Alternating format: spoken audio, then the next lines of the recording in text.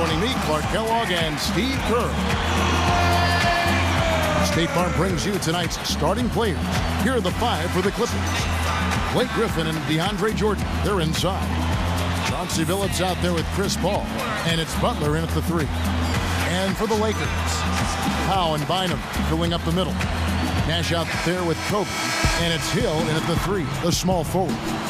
You know, it may not sound like much, but the Clippers managed to go 19-33 against the Western Conference last season. That was a solid 4-game improvement, though, over the prior season.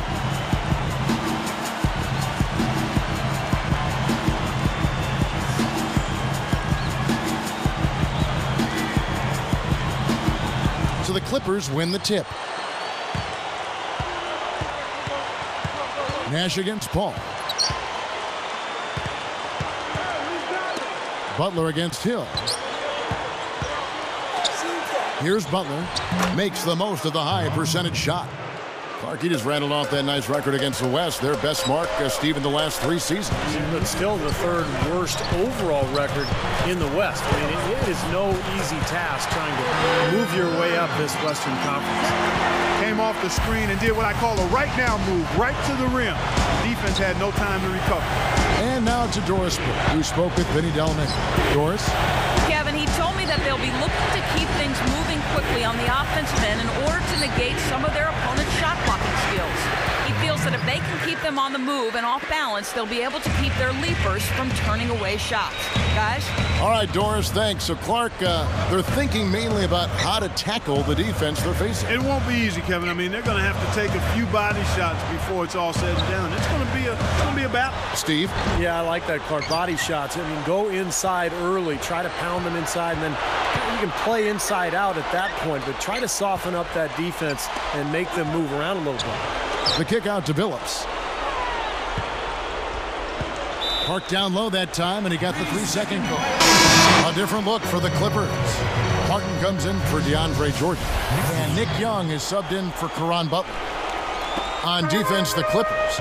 Vinny Del Negro didn't have an easy go of it leading the way for the Clippers in his first year coaching that team, but he was able to get them to up their win total, and that's something to build off of. That's good. The turnaround jumper, that was a thing of beauty. And here is Paul. Defended by Nash. Billups from outside. A rebound by Gasol. Well, getting back to Del Negro, Clark, I mean, this is a team that has a lot of young talent. We've got Blake Griffin to build around, but it's had a losing culture for so long. So this is a tough job. I mean, he's got to really change their style, get them to buy into playing defense and playing together, and try to build some momentum with a franchise that really never has had any. Here's Nash, following the basket by Chauncey Billups. Nash dishes to Kobe. Goes up. That's good. Kobe's got his 2nd bucket of the night. He's got so many ways to hurt you. I mean, he is really an offensive force out there. Paul kicks to Griffin. Drops in the layup for 2. You know, when you think about it, Blake Griffin, Kevin, has great hands, great skill, and I think he will develop a very good jump shot. Once he gets that, watch out. Here's Nash. Outside Hill. Outside Kobe. Over Billups. And Kobe Bryant again.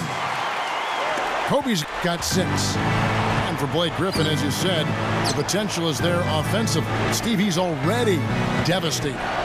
47 points in a game back in January. The most for a player 21 years or younger since Michael Jordan almost 3 decades ago. So, yeah, Blake Griffin, unlimited potential. Ball against Nash. Kobe passes to Nash. Back to Kobe. Over Billups. And there's another one for the Lakers. That's 4 connections and 5 tries now for him in what's been a great first quarter.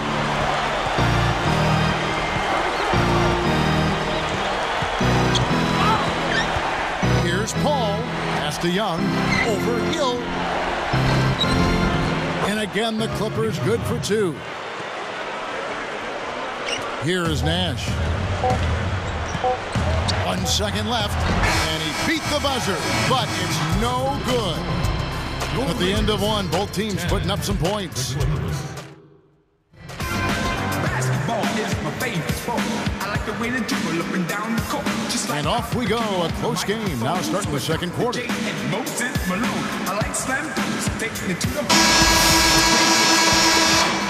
Here's Kobe. You know, for so long we've seen the Lakers coast into the playoffs, put themselves in a tight spot, and then find a way out of it. But in that series versus Dallas in last season's playoffs, they really looked like a tired and overmatched team. So with Billups on the bench, here's who's on the floor now for Vinny Del Negro. Blake Griffin and DeAndre Jordan, they're inside. Mo Williams out there with Caron Butler, and it's Evans in at the small forward position. Butler guarded by Kobe. 4 on the shot clock. Blocked. But they recover it. Whoops, there's the 24-second shot clock violation, so they'll turn it over.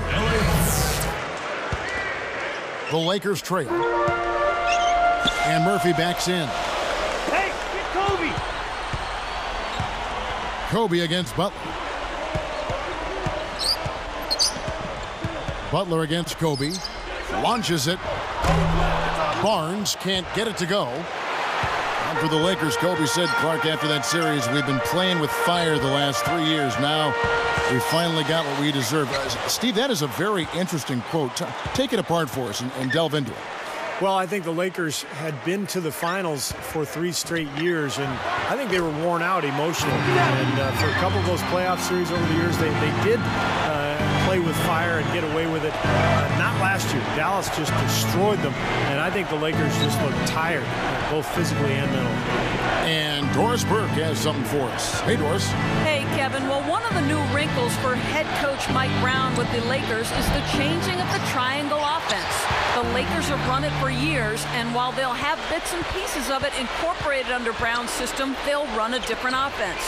He says his defensive scheme works with any team, but will tailor the offense to suit the talents of the Lakers. Should be an interesting watch, guys.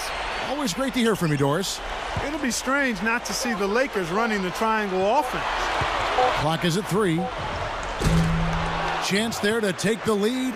Missing. Here's Butler.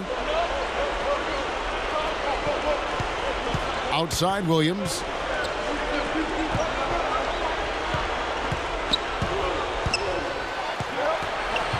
Guarded by Blake. Here's Evans. Good, great play by Williams to set it up. Here's Kobe. He's got 10. Mo Williams came over to the Clippers in that deal for Baron Davis at the deadline a season ago, and his numbers really picked up after that trade. He was very happy with the move, and he played very well with the Clippers. Now Evans, following the three-point attempt by Kobe Bryant.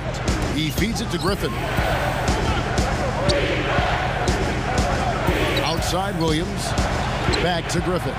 Over Blake. Griffin's shot is off.